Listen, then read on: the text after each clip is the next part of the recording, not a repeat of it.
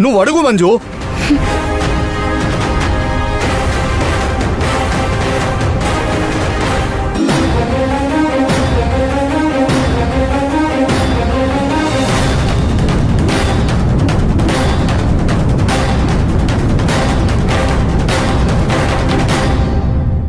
ఎవరండి ఆ అమ్మాయి?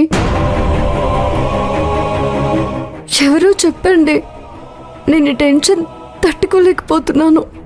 మీకోసం ఎంత ఎదురు చూసానో తెలుసా?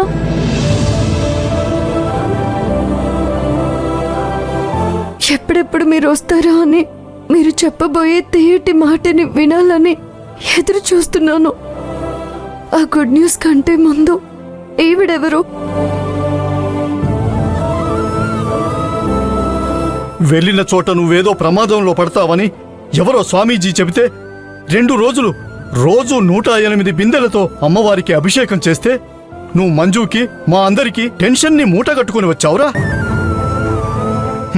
ఇంతకీ ఎవరా అమ్మాయి చెప్పరా?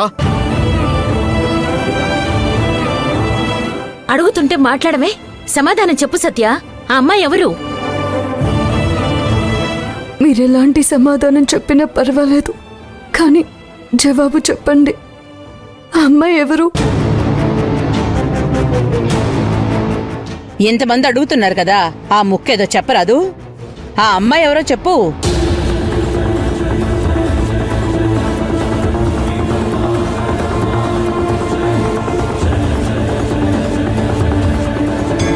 తను నా భార్య, తను నా భార్య, తను నా భార్య, తను నా భార్య, తను నా భార్య.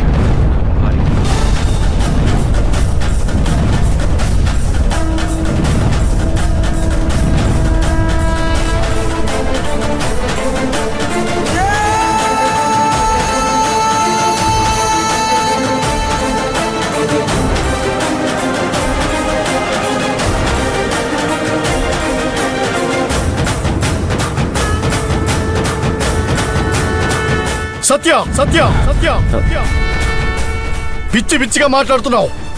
ఏం మాట్లాడుతున్నావురా? భార్య ఏంటి భార్య?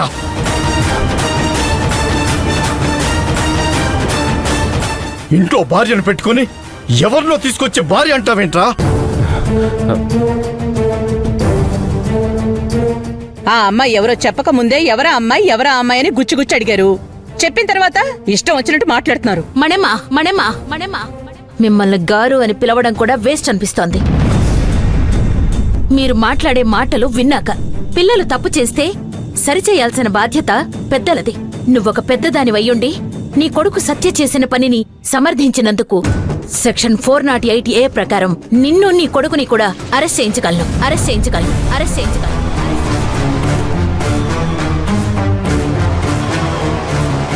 మిస్టర్ సత్య, మీరిద్దరూ విడిపోవడానికి సరైన కారణం చెప్పనప్పుడు కోర్టు ద్వారా మీ లైఫ్లోకి నేను ఎంట్రీ ఇచ్చాను. వచ్చాక తెలిసింది నువ్వు నా స్నేహితుడి కొడుకువి అని. అప్పటినుంచి నువ్వు నీ మంజు ఇద్దరూ ఎలాంటివారో అని అబ్జర్వ్ చేస్తూ ఉంటే విడిపోయే మీరు ఒక్కటవబోతున్నారని ఆనందపడ్డాను. కానీ నువ్విలా తప్పుడు మనిషిగా అమ్మాయిల జీవితాలతో ఆడుకునేవాడివని నాకిప్పుడు అర్థమైంది. మేడం, కోప్పడకండి. మంజు, నువ్వు మంచిదానివే, కాని ఎదుటివాడు నిన్ను నిలువునా తగలబెడుతూ ఉంటే కూడా ఆనందపడేంత మంచితనం నేను భరించలేకపోతున్నాను. మొగుడిగ్గాని అత్తమామలగ్గాని ఎప్పుడూ కూడా ఎదురు మాట చెప్పకుండా ఉండడం మంచిదే.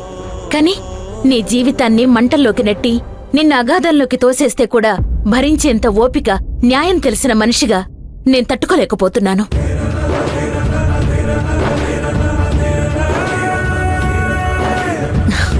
మిస్టర్ విశ్వనాథ్, పరిచయం ఉన్న గొప్ప కళాకారుడివని నిన్ను గౌరవించాను.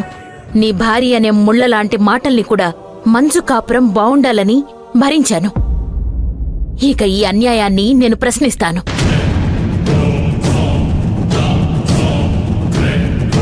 చూడు సత్య, మంచితనం అనే ముసుగులో నువ్వు మంజుని మోసం చేశావు, దగా చేశావు. టోటల్గా ఒక ఆడపిల్ల జీవితాన్ని అన్యాయం చేశావు. నిన్ను ఊరికే వదిలిపెట్టను.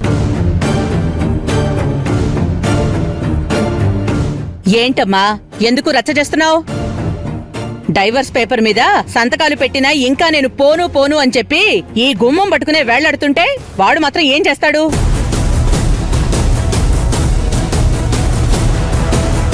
నువ్వంటే నాకిష్టం లేదు అని మొహం మీద చెప్పలేక నా కొడుకు వేరే వాళ్ళని పెళ్లి చేసుకుని వచ్చాడు. వాడు మాత్రం ఏం చేస్తాడు? నోరు మూస్తావా? నోరు మూస్తావా? నోరు మూస్తావా? ఏయ్, నన్నే నోరు మూయమంటావా? అంటాను అంటాను అంటాను అనడమే కాదు, మొదటి భార్య ఉండగా ఆమెకు విడాకులు ఇవ్వకుండా నీ కొడుకు ఎలా పెళ్లి చేసుకుంటాడు?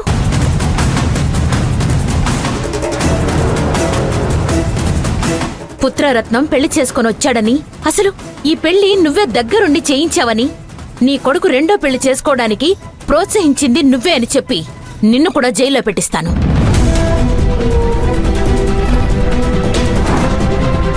న్యాయం తెలిసిన నాతో పెట్టుకుంటే నీ కొమ్ములు ఎలా వంచాలో కూడా తెలిసిన దాన్ని.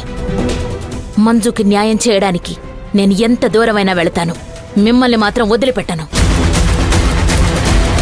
సత్య, నువ్వు రూమ్లోకి వెళ్ళి డోర్ వేసుకో. పరిస్థితులు విషమించకముందే పక్కకి వెళ్ళడం మంచిది. పద.